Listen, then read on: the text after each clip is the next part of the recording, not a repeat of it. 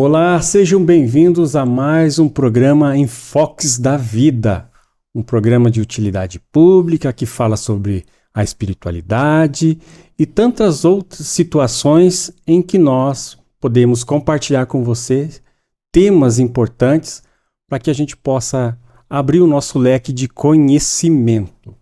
Eu quero agradecer a todos vocês que acompanham o nosso canal e é importante você curtir, compartilhar, deixar o seu comentário, porque você vai estar contribuindo com que este programa chegue a mais pessoas, assim como a gente já está recebendo muitos feedbacks, os retornos das pessoas que têm acompanhado os programas, não só o Enfoques da Vida, como também o programa Roda de Conversa em Família. Então você está encaminhando e pessoas que necessitam daquele tema que a gente abordou para ter um maior conhecimento. Então venha conosco, permaneça aqui, não caia na armadilha de ficar olhando só alguns minutos do programa, porque você acaba perdendo um conteúdo riquíssimo em todas as edições que a gente, com muito carinho, realizou para vocês. E hoje nós vamos fazer um programa diferente. Geralmente a gente está acostumado a chamar um especialista da área para tratar de um determinado assunto, né? Hoje está dando trava-línguas aqui a produção. Vai ter trabalho para edição? Não, não vai não. É que às vezes a emoção nos atropela, porque o assunto que a gente vai abordar aqui é algo muito importante. E eu tive o contato com um livro que eu achei assim espetacular, mas eu não vou dar o spoiler agora no início, porque primeiro eu tenho que saudar o nosso convidado e agradecer a sua presença, o Alex Fabiano Silva. Seja bem-vindo ao programa Enfoques da Vida, Alex. Ô, Rodney, obrigado demais, tá? Você sabe que eu sou fã da sua pessoa, né? Especificamente. Obrigado. E do CPEC, né? Há quantos anos que eu acompanho o CPEC e antes do nascimento do Otávio, e eu tô retornando, né? Então, para mim, é um retorno à casa. Então, para mim, é uma emoção muito grande e falar de algo que mudou a minha vida. Então, a ideia é exatamente essa, é a gente conseguir superar todos os obstáculos e atingir o coração das pessoas. Você deve estar se perguntando, o que será que é o tema, né? E por que eu falei que é de uma forma diferente? Porque geralmente a gente convida especialista da área. Mas só que o especialista da área de hoje é quem convive, tá? É quem convive diariamente com essa questão do TEA, né? Que é o transtorno do espectro autista. Então, é um familiar que está ali todos os dias, né, cuidando de um filho, e você vai se identificar muito com ele. E você que acha que não tem nada a ver com o tema de hoje, eu te convido, porque em algum momento da vida você vai cruzar com essa situação, e aí é lógico, nós temos que estarmos preparados, porque nós somos convidados diariamente para a gente fazer reflexões, participar, colaborar com a humanidade, tá? Então hoje nós vamos falar sobre essa questão do autismo. Mas antes, Alex, eu quero saber, porque digamos assim, você casou, houve um planejamento familiar, aí recebeu a notícia que viria um bebezinho, né? Então vamos desde o início. Né? Então preparou o bercinho, preparou o quartinho para receber aquela alma querida que veio do céu diretamente para o seio familiar. Então, digamos assim, antes de chegar ao diagnóstico, o bebezinho, vocês começaram a reparar alguma mudança quando ele chegou no lar? Como é que foi assim? Chegou o bebezinho na família, né? Com toda aquela expectativa, aquela emoção de chegar, aquela festa. Mas depois de um tempo, provavelmente aconteceu alguma coisa que vocês verificaram que não estava normal. O Otávio, ele tem uma dificuldade na gestação já, ele era bastante agitado, assim. Então a gente, nas próprias ecografias, nós notávamos que até os médicos falavam, né? Nossa, essa criança é bem agitada, né? E até alguns comentavam, parece bravo, né? muito bravo. Então, e no nascimento dele na verdade, assim, deu a impressão de que ele não queria vir. Tava tudo perfeito. Então, na hora de sair, ele virou a cabeça. E aí houve o primeiro erro, né, nessa situação, porque na verdade tiraram ele à força. Essa decisão normalmente é de você partir para uma cesariana, né? Ou quando você vê que a situação ficou difícil. E eles tiraram a força e isso acabou causando uma parada respiratória. Foi curta, alguns segundos, mas comprometeu já vamos dizer assim, a qualidade de vida dele. Então, o Otávio ele veio com muita hiperatividade. Então, assim, ele não dormia. Então, o primeiro sintoma que a gente notou era a dificuldade que todo mundo dizia para mim assim: puxa vida, mas Alex, agora você é pai novo, né? Que beleza, né? Que ótimo. Mas, ó, já vai se preparando que, assim, pô, os primeiros 3, 4 meses você não dorme. Você fica ali cuidando do filho, tá? Então, essa foi a primeira mudança. A gente ficou 8 anos sem dormir. 8 anos sem dormir. 8 anos sem dormir. Então, foi essa primeira mudança que esgotou. Nós não esperávamos essa situação de que alguém pudesse ficar tanto tempo sem dormir. E ele não queria, ele queria brincar, que ele se recusava a dormir. Então, isso aí, os primeiros sintomas, assim, a dificuldade da fala, essa hiperatividade, não queria brincar com os brinquedos, né? Por exemplo, uma paixão mais pelas panelas. Então, quando você via, aí nós não sabíamos exatamente o porquê da panela, né? Então, você podia comprar vários brinquedos, mas aquilo não tinha muita graça para ele. E outra dificuldade, assim, você conversava com ele, você chamava ele não te ouvia. Então, dava uma desconfiança que parecia que ele será que ele é surdo? Mas quando você olhava nos olhos, ele interagia. Então, você conseguia, mas de longe você não conseguia. Então, essa foram as situações que nós fomos buscar ajuda. E também com a ajuda da creche, né? A creche também começou a notar, o Otávio é muito, muito na dele, muito isolado. Ele não interage muito com as crianças. De repente, ele solta um grito do nada. Então, a gente começou a notar que quando ele dormia, ele acordava assustado, gritando. Então, quando naquele momento que você estava pensando em dormir, ele já acordava gritando e aí não dormia mais. Aí automaticamente, como pai, já levanta assustado para ir atender já lá. saber exatamente o que está acontecendo, né? Então, desde criancinha até ali, por exemplo, ele estava com 3 anos e meio, 3 horas da madrugada, ele estava já de pé, firme e forte, abrindo a janela, vamos acordar. A vizinhança ficava super feliz, né? Com o agito dele, assim, né? Que daí fazia aquele barulho todo mundo preocupado e tá. Mas foi isso que fez a gente buscar ajuda. Tá? De começar a procurar ajuda médica e o pediatra também não sabia, né, o que era. E começou uma luta de encaminhamentos, né? Daí começou, vai para esse especialista, vai para aquele, até chegar. Mas eu percebi, meus amigos, aqui na fala do Alex, e é uma coisa natural, né? Porque, digamos assim, quando a gente faz a pergunta, no nosso bate-papo aqui, quando a gente faz você voltar no tempo, você traz uma emoção, porque além de você estar compartilhando conosco a sua vivência, é lógico que acessa aqueles momentos, né? Acesso. A gente consegue perceber muito bem, assim, na sua fala, realmente a emoção, porque volta justamente nos fatos. Então, a gente vai agora... Perceberam, pessoal, que na gestação ele já deu um relato que havia uma hiperatividade, né? Então, digamos assim, mas foi os comentários nas ecografias, né? Então já surgia esses elementos, né? Então, depois do nascimento, a hiperatividade realmente estava concretizada, além do fato do fórceps, né? Que foi o do parto. É uma história meio parecida com a minha, também fui do fórceps, tá?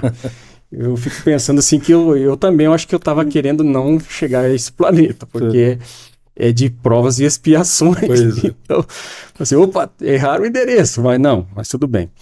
Mas, Alex, agora a gente vai para uma fase muito importante da vida de vocês, porque é justamente quando chega o período do diagnóstico de um profissional, né? Então, eu tive... Pessoal, ele conta tudo isso e muito mais no seu livro, tá? As Crônicas Autistas, tá? Daqui a pouco ele vai falar do livro, mas eu estou pegando um pouquinho da história dele antes dele pegar e detalhar mais um pouquinho sobre o livro e por que que esse livro existe, tá? Então vamos lá. Chegou o momento em que foi passando de especialista para especialista até chegar a um profissional que deu para você o diagnóstico correto. Sim, no SUS a gente não conseguiu. Por mais que a gente passasse para um lado, para o outro, nós não conseguíamos esse diagnóstico. Então a gente conseguiu, na época tivemos que fazer um plano de saúde e conseguimos pegar um neuropediatra. E aí o neuropediatra acabou diagnosticando na conversa e falou sobre o autismo, deu o diagnóstico de autismo. É claro que eu só tinha ouvido falar de autismo através do Dustin Hoffman e Rayman, né? Uhum. Então pensei, mas o Dustin Hoffman ganhou o Oscar, né? Então eu fiquei, pô, vou ter que assistir o filme novamente. Então eu não sabia nada sobre autismo. E eu comecei a me culpar por causa disso. Então eu já não conhecia, eu não estava preocupado com se outras pessoas tivessem algum tipo de deficiência, alguma coisa. Isso não era uma preocupação, eu tinha a minha vida. Então, aparentemente, é um lado egoísta da gente. E quando está na tua casa, você vê aquele problema, então é difícil se absorver. Então, no primeiro momento, eu tive que estudar muito. E aí foi aquela frustração. Tinha pouquíssimo assunto sobre você procurava, na época ainda era aquela internet lenta, né? Então, você não tinha livros, não tinha acesso a esse tipo de informação. E você não conhecia pessoas que também tivessem problemas com autismo. Então, o início foi difícil de você aceitar. E você estava convivendo com um problema e não tinha uma solução. A própria ciência não te dava a solução. Então, isso é frustrante. Você começa a estudar, você encontra coisas que são tudo ou em espanhol ou em inglês. Lá fora, você tem que pegar um assunto científico, ler aquele, traduzir aquele assunto para você conseguir, porque o teu país não oferece. E essa é a frustração inicial, vamos dizer assim. E depois vem a aceitação, né? Infelizmente você, pai e mãe, não... Você quer ver o teu filho neurotípico. E você começa a olhar, observar e descobrir, estudar, e você vai se frustrando com o prognóstico. Que daí você pensa, poxa, mas quantos anos eu vou ter que cuidar do meu filho? Tem cura? Não tem cura? Tem tratamento? Não tem tratamento? E essas respostas vão ficando no vazio. Então você vai dando um desespero. Você continua com aqueles sintomas, e os sintomas vão aparecendo, vão piorando, e aquilo vai te frustrando. Então a gente começa a sofrer. Começa o sofrimento familiar. Daí você vê que a família também não aceita. O comportamento é estranho. Então o que mais a gente escutou foi dar uma surra no teu filho, né? Para ele criar juízo, sossegar. Então assim, vamos tirar o diabo do corpo dessa criança. Nossa. Desse tipo, né? É nesse nível. Então é algo que meio chocante, né? O desconhecimento total, né, das pessoas que estavam ali no seu entorno gerou nesse tipo de reação de que achava que era uma coisa de comportamento assim que poderia ser que poderia ser não, você sendo mais firme, Sim, a primeira reação das pessoas é tanto na escola quanto numa família, a primeira situação é dizer assim, não, eles não são bons pais. São permissivos. Isso, eles deixam à vontade o filho, não sabe controlar o filho, falta autoridade, tá? Então, só que nós já sabíamos do diagnóstico, a gente focou em estudar. Então, eu comecei, parar tudo que estava fazendo para estudar sobre o assunto. Como é que eu vou trabalhar com algo se eu não tenho um diagnóstico maior? Vamos dizer assim, uma resposta àquela situação. Porque a impressão que me deu naquele momento é que Deus pegou meu filho, dividiu em 1 milhão de pedaços, jogou pelo planeta e disse, olha, você tem que achar as partes dele. Então você tem a vida toda para você achar as partes dele. E você começa a buscar as partes dele, para que ele forme um ser humano, um contexto, naquilo que você espera que teu filho vai estudar, tenha boas notas, tenha uma profissão, vai casar, você vai ter netos, você percorre um caminho que você imagina quando teu filho está nascendo. E aí você encontra ele com várias limitações. O médico diz, olha, é assim, assim, é assado, problemas é assim, você vai ter um trabalho a fazer ao longo da tua vida. Nós não sabemos ainda, porque nós não sabemos, o autismo é complexo para a ciência, Uhum. para a sociedade, para a religião, para tudo o autismo é complexo. Por que ele é complexo em si? Ele no contexto, ele mexe com os 5 sentidos. Então, assim, no autismo, você tem um cérebro que ele não é igual ao das outras pessoas.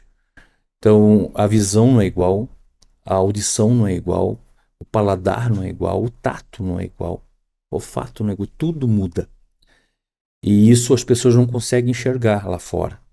Então, você aprende com o quê? Com estudo, com observação do teu filho. Então, o melhor médico, o melhor diagnosticador vai ser a família, que vai acompanhar. O médico ele não tem a chance, nem psicólogo. Eles estão fazendo um tratamento ali, às vezes mensal, bimestral, ou um psicólogo que faz semanal, mas ele tem aquele momento com a criança. O pai não, o pai e a mãe eles têm o tempo todo. Exatamente, o tempo todo.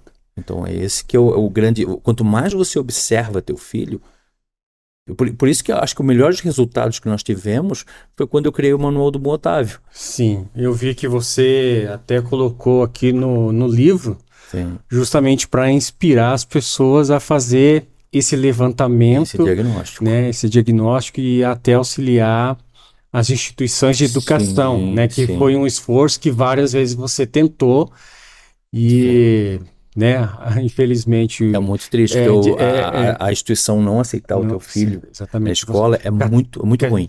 14 escolas em busca ativa para você deixar o seu filho aos cuidados do Estado, sendo que todos nós pagamos impostos, né?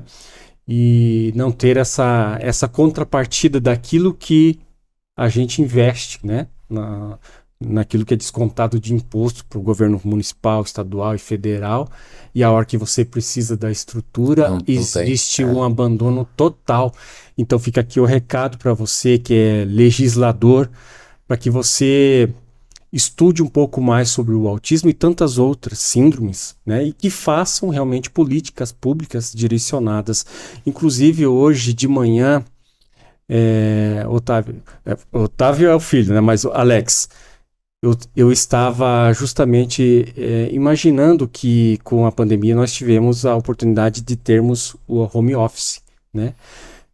As pessoas que têm essa situação no lar deveríamos ter dentro das empresas justamente um projeto voltado para que o pai e a mãe possam trabalhar em home office, porque daí ele teria o seu ganho financeiro, né?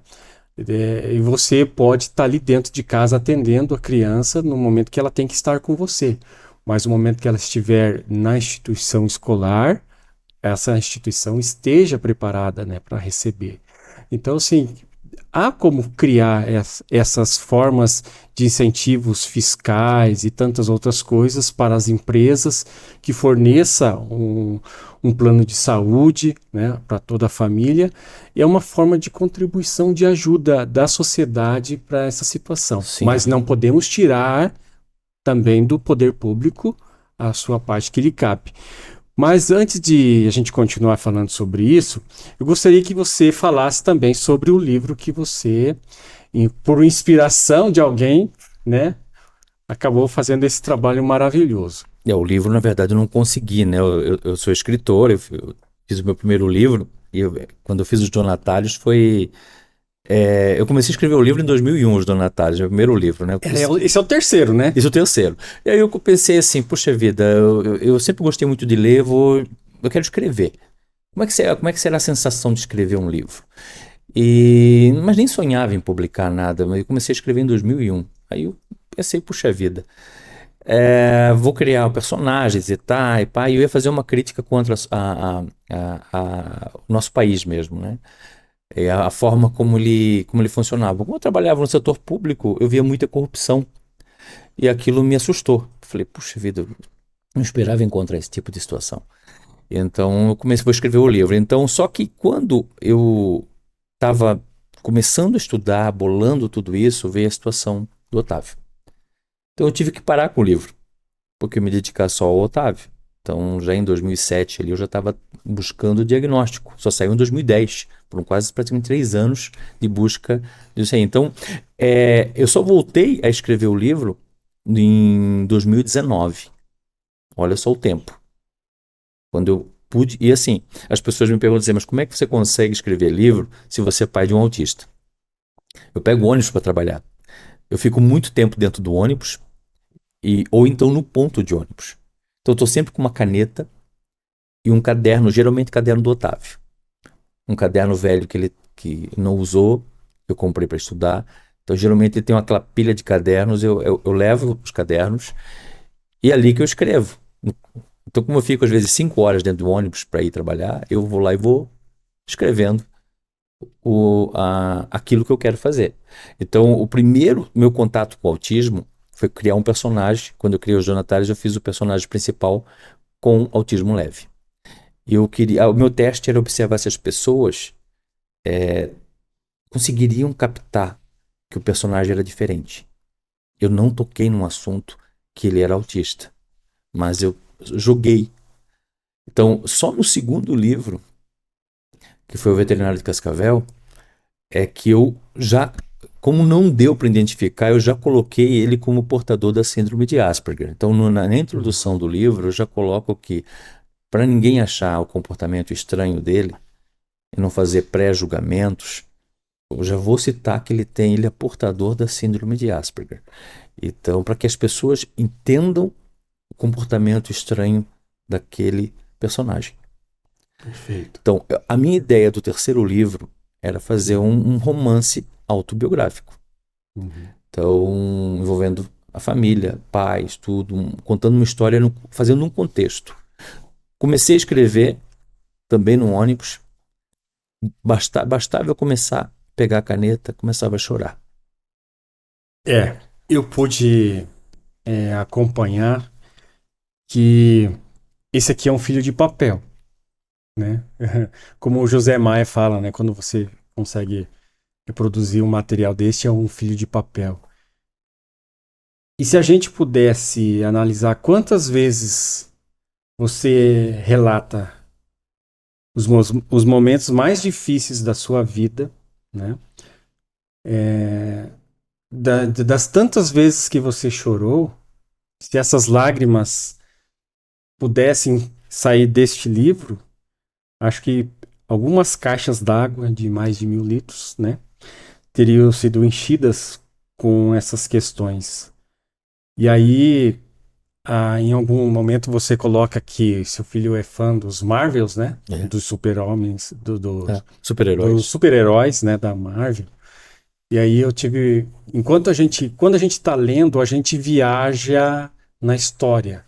Quando a gente lê esses relatos, vem na nossa mente a situação, né? Então, às vezes, não tem como você, que vai ter acesso à leitura, não se emocionar, não chorar, às vezes, junto, não se revoltar também, porque é natural de você verificar que quem busca ajuda e, de repente, encontra do outro lado do balcão almas insensíveis, aí você fica pensando, será que quem é o mais doente de todos nós, né?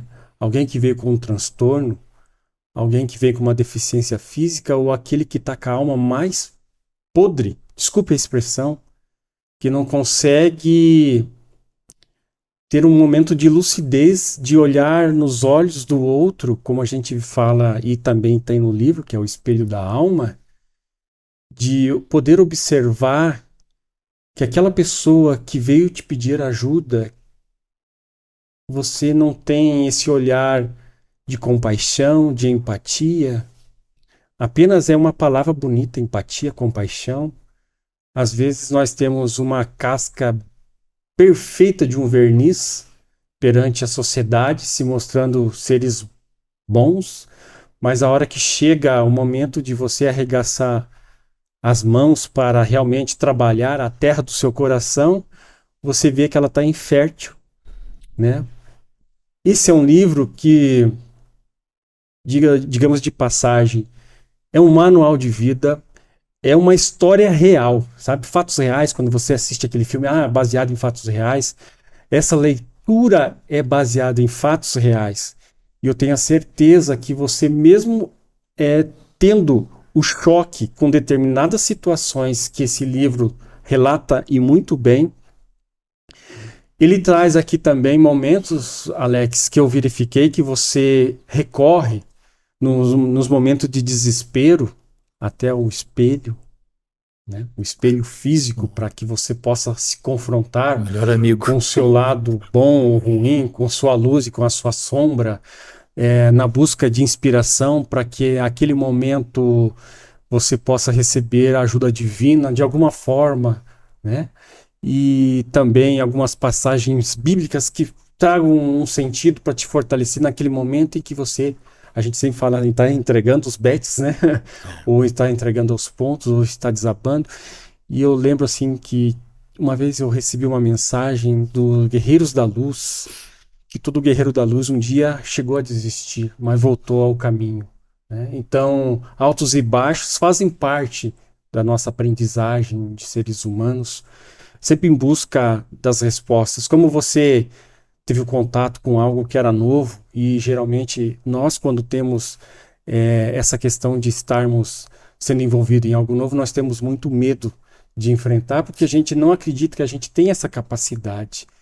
E você vai vendo que ao longo do tempo, mesmo não tendo o apoio das pessoas, você foi buscando, junto com a sua esposa, encontrar respostas, colocar em prática algumas ideias que você coloca no livro. Então, gente, eu recomendo, se você tem um filho com autismo, se você não tem, porque daí você vai entender do que julgar as pessoas. Porque o que mais ocorreu na vida de vocês foi julgamento. Foi julgamento. Esse julgamento.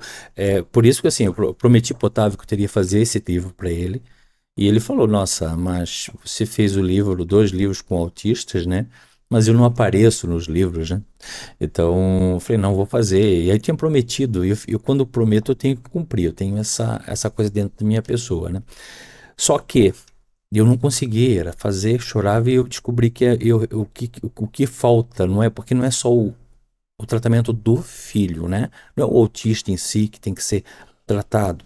Os pais, os cuidadores têm que ser tratados, porque eles estão o tempo todo ali no trabalho, eles são horas. Não adianta você pegar o teu filho e colocar ele na frente da televisão ou de um celular. Isso não é tratamento. Porque o autismo, ele está focado nele mesmo. Quanto mais você está focado em si, mais é o grau de autismo. E ele vem junto com vários outros transtornos, ele não vem isolado. Por exemplo, o Otávio veio com 4 doenças do sono.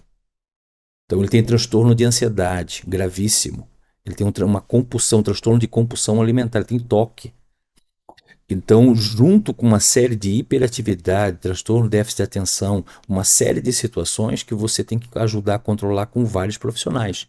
Então entra fisioterapeutas, terapeuta ocupacional, nutricionista, porque também tem essa questão da alimentação. A roupa não pode ser normal. Então, você não pode sair de casa normalmente. Então, tem todo um contexto para você fazer.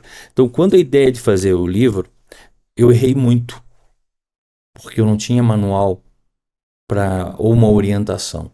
Então, eu tive que aprender com os meus erros, as minhas quedas. Chorei muito, chorei.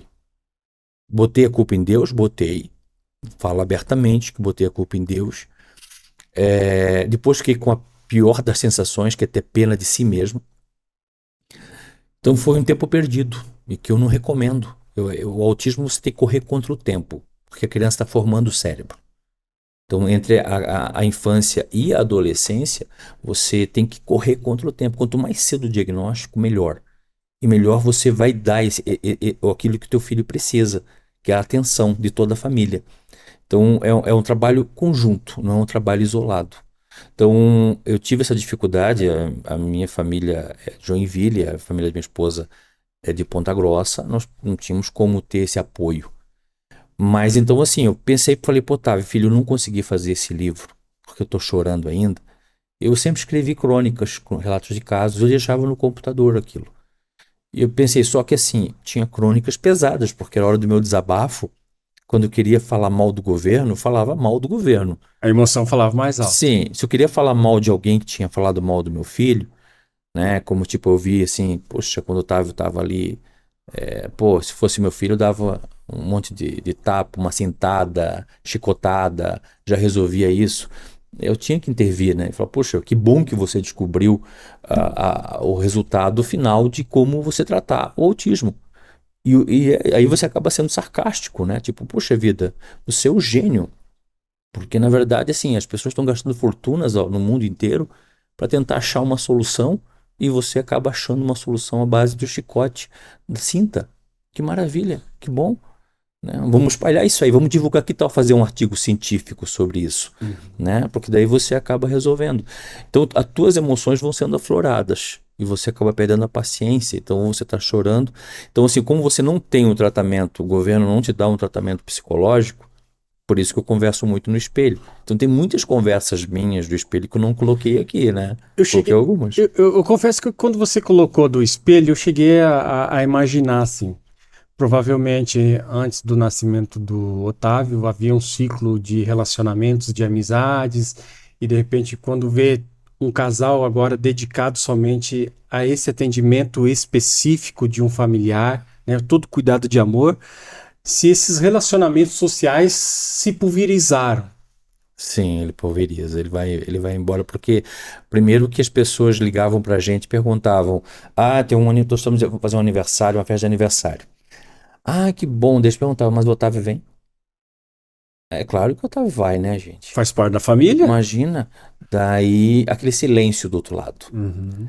Então, e tinha aquele outro lado, não é só o lado negativo, né? Tipo, eu lembro que o meu cunhado fez uma festa de aniversário e ele fez um plano B.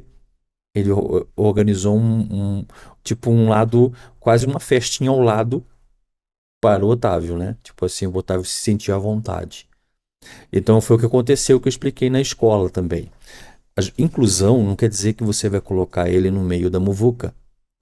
Se o autista não consegue ver cores, excesso de brilho, excesso de barulho, ele não vai conseguir, nem na fase adulta. Então, se tem uma pessoa isolada, não é porque ele quer ficar isolado, é porque dói a cabeça. Dói, dá uma descarga de adrenalina, uma buzina é o suficiente para transtornar totalmente o teu corpo, porque desce aquela adrenalina e uma série de substâncias no teu corpo e você perde o teu controle. Então aí depende do grau de autismo. Então eu estou falando de autismo leve ainda. Então assim, as pessoas... teve um caso, por exemplo, que o secretário de Educação do Paraná, ele foi na escola do Otávio.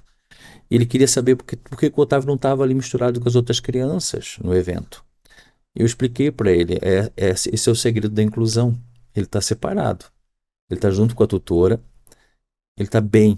Eu expliquei para o secretário, inclusão não é você colocar ele no meio da muvuca. Não é transformar o autista em neurotípico. É você respeitar as limitações dele. Qual é a alegria dele? A alegria dele é estar com uma pessoa lá, uma tutora, é ter acesso à internet para ele estudar. Ele não quer interagir com ninguém. Essa interação ela é aos poucos. Você vai aprendendo, toda vez que demora às vezes 3, 4 anos para ele conseguir falar com uma pessoa. Então, quando ele consegue falar com uma pessoa, é uma vitória. Você fica super feliz. Que o avanço ele é lento. Então, a gente tem que entender o que é inclusão. Então, a gente recebeu muito esse negócio de colocar o Otávio no meio das pessoas, na sala de aula. Aí o Otávio acabava surtando. Nós tínhamos que acudir, por isso nós éramos chamados o tempo todo na escola. Então, quando a gente começou, quando a escola falou, finalmente, gente, ajude a gente. Você conhece teu filho. A gente teve essa liberdade. Então, assim, eu realmente não consegui fazer e eu tive que escolher algumas crônicas para que pudesse ajudar as pessoas a não cometer realmente os erros que eu cometi. E uma coisa legal, Rodney, que eu acho que mudou minha vida, foi quando eu dormia e pedia para morrer. Como assim dormir e pedir para morrer? Eu pedia para morrer, eu não aguentava mais. Eu dizia para o Senhor, o fardo é demais. O fardo é demais, a cruz que o Senhor me deu é demais. Eu não estou aguentando. Então, assim, isso aí começou a me deprimir. Porque eu já via minha esposa em depressão, eu em depressão. Quando não quiseram aceitar o Otávio em escola nenhuma. Desculpe te cortar nesse momento. É que, digamos assim, essa questão de vocês chegarem, de você chegar a esse ponto, né, de ter esse momento, né, tão crucial da sua vida, pedindo para que morresse, né, porque está vendo a questão da depressão da esposa e você também entrou, né, vendo todo esse contexto, a gente fica imaginando assim que não só você deve, deve estar vivenciando esse tipo de situação, por isso eu acho importante você ter externado essa situação e colocado aqui a superação deste momento. Não, exatamente, porque é exatamente o que eu falei assim. Essa era a parte ruim de eu dizer assim, puxa vida, eu quero morrer, né? Então, você encontra pessoas no caminho que são desconhecidos, às vezes. E às vezes a pessoa, teve até uma psicóloga que me encontrou no meio do caminho, não conhecia a pessoa, e ela me deu uma lição de vida. Um dia que eu fui, por exemplo, entregar, nós compramos uma casa, e nós fomos, eu fui entregar, nós estávamos de aluguel, e fui entregar a chave. Ela olhou para mim e eu comecei a chorar na frente dela, na entrega da chave. E ela disse, por que esse choro? E eu tive que falar do choro, contar a história do Otávio, das dificuldades que estavam vivendo. E ela me deu uma lição de vida. Uma pessoa que eu nunca tinha visto na minha vida. Só vi na contratação do aluguel, né? Aham. Só.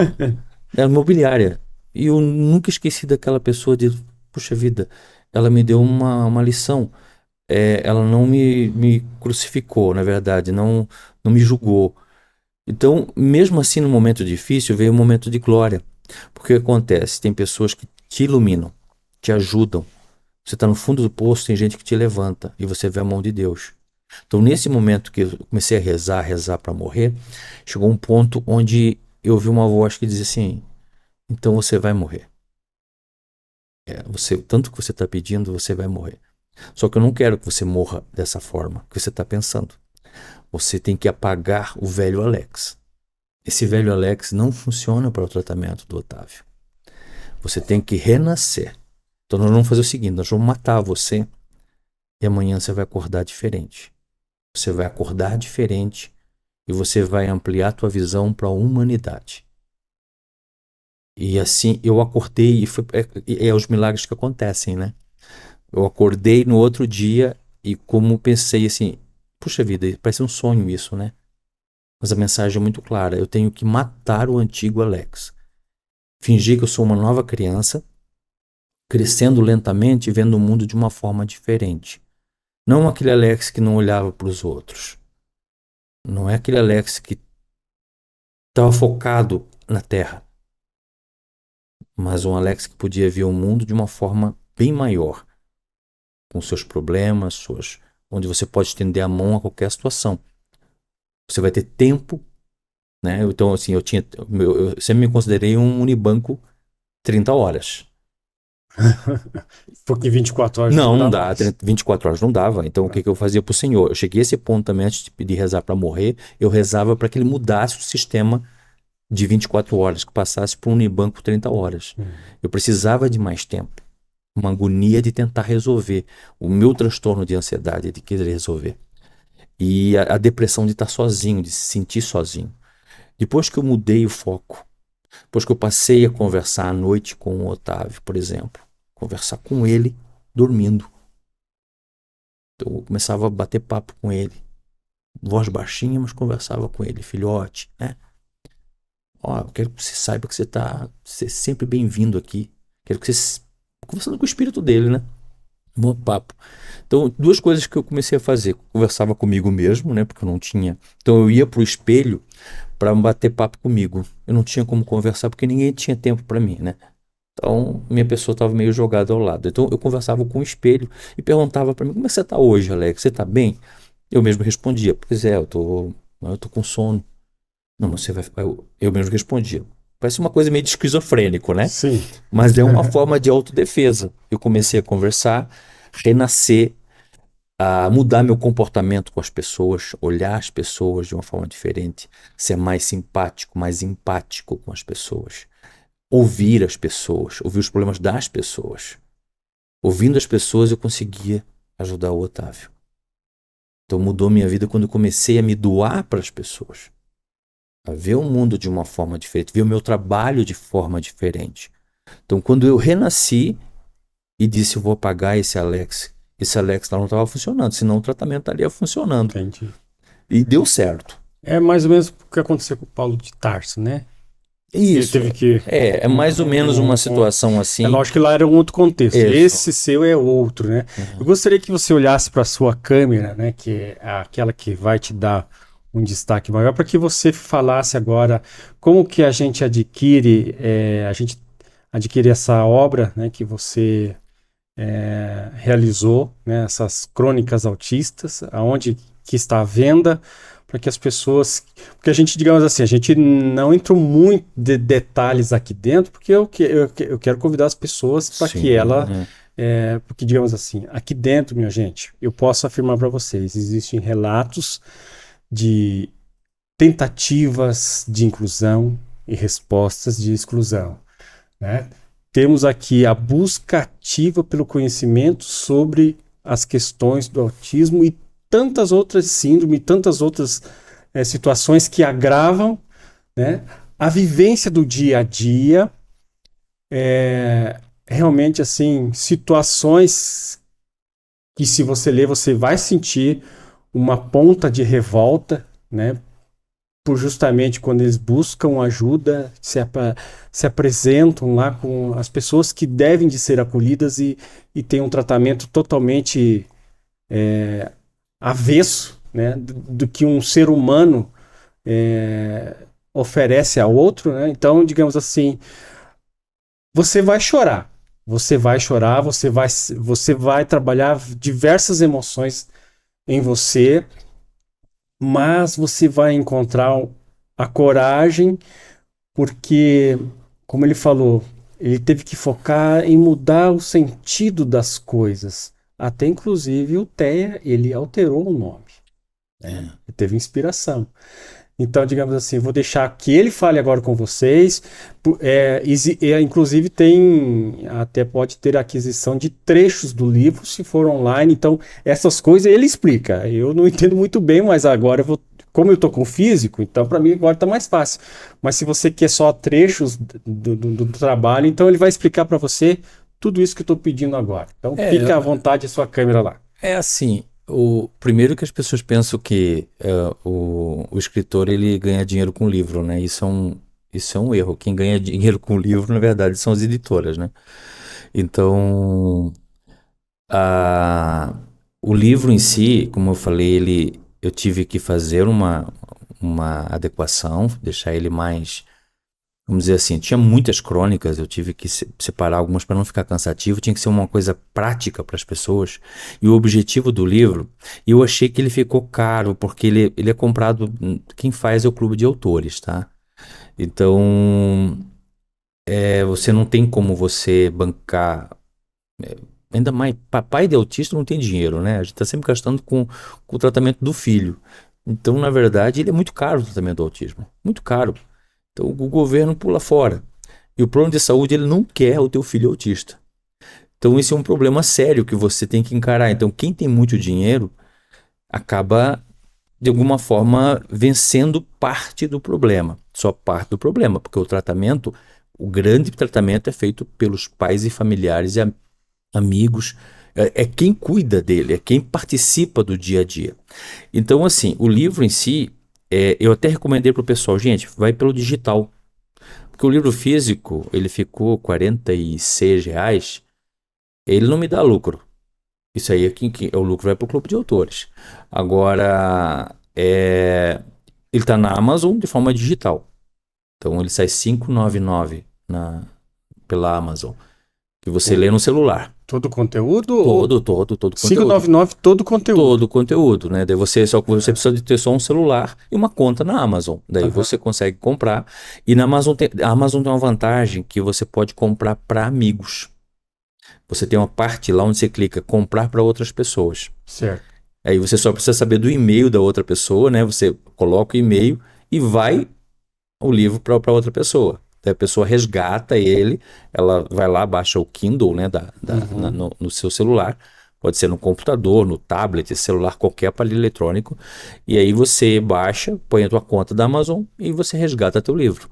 Então essa é uma vantagem que tem de você poder ler. Eu gostei de ler, o Otávio também gostou de ler no celular. Eu achei prático porque as histórias estão isoladas, elas não estão interligadas. Não é aquele livro que fica cansativo de você ler. Ele está prático de ler.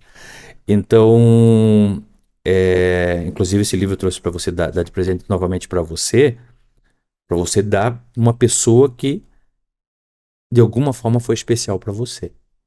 Tá? Eu quero que você lembre que isso tem que ser passado, né? Esses benefícios têm que ser passados sempre para outra pessoa, para depositar uma semente, para dizer que a gente tem esperança nas situações, porque você confia na ciência. Puxa vida, eu confio na ciência, mas eu confio primeiro em Jesus. Certo. Né? Então, assim, sim. Jesus, cada vez que eu leio parte do Evangelho, cada vez mais eu aprendo, cada vez mais eu me emociono, e eu sei onde é que está o caminho. Tá? Então, por isso que eu cito bastante aqui, né? Porque eu tive que usar muitas vezes a hora da minha tristeza, da minha decepção, muitas vezes eu tive que abrir o Evangelho. Ler e pegar, e geralmente pega Deus é grande, né? Ele pega bem na parte onde você está sentindo. Uhum. Você abre e cai bem naquele momento que você está com aquela dor. E aquilo é a tua força. Assim, não. Esse é o meu manual. Esse é o meu manual para usar. Então, assim, o que eu digo para as pessoas é assim, eu fiz o livro para que ajudar as pessoas a não cometer a minha perda de tempo, de ficar colocando a culpa em Deus, de colocar a culpa em mim mesmo, de me transformar numa situação como se fosse uma pessoa ruim, não me transformar em vítima. Eu recebi, Rodney, uma missão maravilhosa, porque Deus simplesmente disse, olha, você não vai para a porta larga, viu? Eu sei. Você não vai para a porta larga, não. Você vai para a porta estreita. Eu tô colocando você, porque quem tem filho autista, ele obrigatoriamente tem que ir para a porta estreita. E é a porta estreita que faz realmente o trabalho. Essa que faz a diferença, Rodney. Então, assim, quando você olha e fala assim, mas me tirou um monte de prazeres, tirei um monte de coisa da minha vida, perdi um monte de coisa. Na verdade, eu ganhei, Rodney. Eu ganhei. Então, assim, eu me sinto honrado.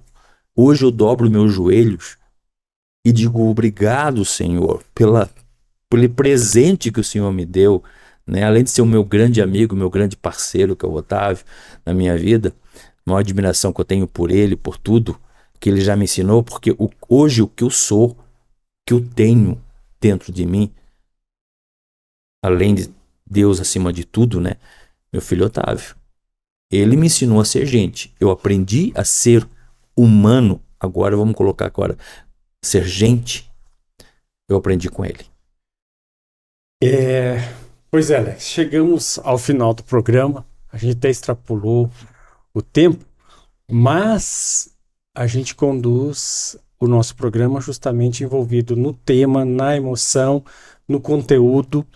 Então, digamos assim, nós não temos o compromisso que ele seja curtinho, tá? Então, a gente vai no time em que as informações são necessárias.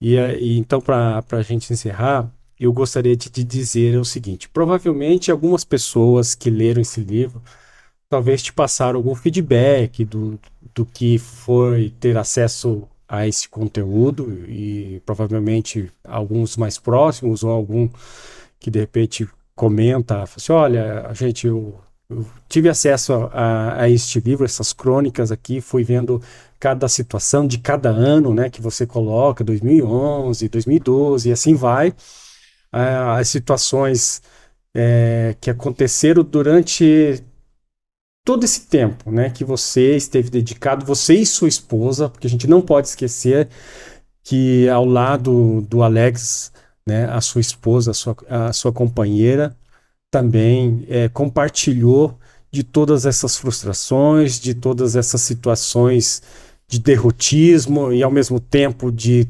encontrar do fundo do poço a força de voltar novamente à claridade da luz, porque apareceram pessoas que vieram ajudar, inclusive lá no Hospital de Clínicas, né? Sim, Então, assim, sim. profissionais espetaculares, até que chegou também uma escola que acabou tendo um primeiro impacto, não sabemos nada, mas conseguiu abrir o coração para, não, então nos ensine aqui que a gente vamos juntos, né? E essa experiência deu certo.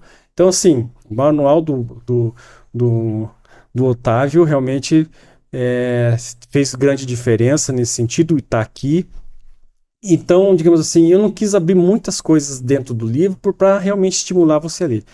Mas eu quero te dar um feedback, tá? Eu, como um leitor, o seguinte, eu li todo o conteúdo e cheguei ao final com uma seguinte conclusão, que esse menino que está aqui nas fotos, nesse ciclo do mundo, né, apoiado em duas mãos, e a marca registrada dele é o sorriso, né? Sim. E independente do que aconteceu aqui dentro, porque a Lúcia Moisés ainda até fala assim que se eles fazem alguma coisa que a gente pode dizer que é uma maldade, na verdade essa ação deles não tem a intenção da maldade, eles fazem sem ter essa noção, Sim. né?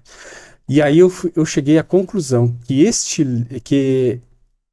essas crônicas autistas em que você revela tudo isso, o Otávio, ele é um instrumento que foi utilizado para te lapidar.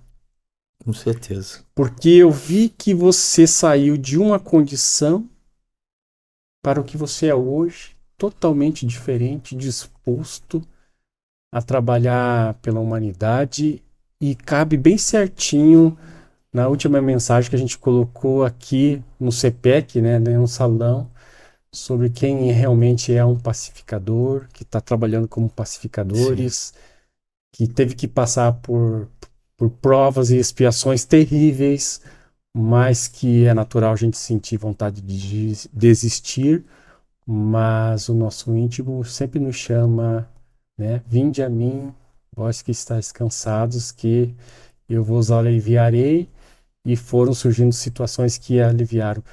Eu vejo assim que há um trabalho a ser feito com o Otávio, mas você e sua esposa foram lapidados de uma forma totalmente diferenciada, Sim. né? Então, digamos assim, eu acho que se a gente falasse assim em sucesso da obra, o sucesso foi justamente o trabalho da espiritualidade, da divindade sobre vocês, em transformar em seres especiais, né? Porque os seus corações estavam preparados. O fardo realmente foi pesado, mas a postura de encarar com serenidade, né, e com altruísmo é que fizeram a grande diferença. E eu não troco por nada, Rodney. Essa é a vantagem. Se falar assim, Alex, você vai ter a oportunidade de nascer de novo. Quer fazer uma escolha? Ele, Otávio, é a minha escolha. Porque é uma honra, como eu te falei, é uma honra ter esse presentão que eu nunca vi como presente, né? Achava que, tanto que no livro aqui, né? Isso nem todo mundo tem a chance aqui, né? É difícil ser autista, certamente. É difícil cuidar de um filho autista? Há 10 anos minha resposta foi: não desejo isso para o meu pior inimigo. E é verdade. Falei isso. Hoje minha resposta mudou e prefiro citar uma antiga frase bíblica: Senhor, eu não sou digno de que entreis em minha morada, mas dizei uma só palavra e serei salvo. Isso representa a minha vida. É exatamente ser salvo, como você falou, pela espiritualidade, né? Muito obrigado por essa oportunidade. E eu que agradeço a sua vinda aqui ao programa, né? E agradeço você abrir alguns recortes da sua vida que está aqui neste livro, né? E que vai ajudar muitas pessoas, Ah, com certeza, né? tenho certeza. Então, minha gente, a gente agradece e ficamos por aqui no Enfoques da Vida. E é lógico, a gente vai trazer um especialista para falar sobre o autismo, mas qual foi a mudança do transtorno do espectro autista? Qual foi? você fez a mudança? Como é que é? Terapia? Terapia especial do amor, né? Deus me livre e guarde, né, gente? Terapia especial do amor. É mudar isso aí. Transtorno do espectro autista? Isso é para ciência. É para ciência. Para ciência. Para nós, para quem pais, vive e convive. Terapia especial do amor. Terapia especial do amor. Então, que a terapia especial do amor chegue até você que acompanhou este programa e que você possa multiplicar essas informações e também indicar este livro às pessoas que desejam conhecer um pouco mais sobre a vivência do autismo na família. Então, muito obrigado e até a próxima oportunidade.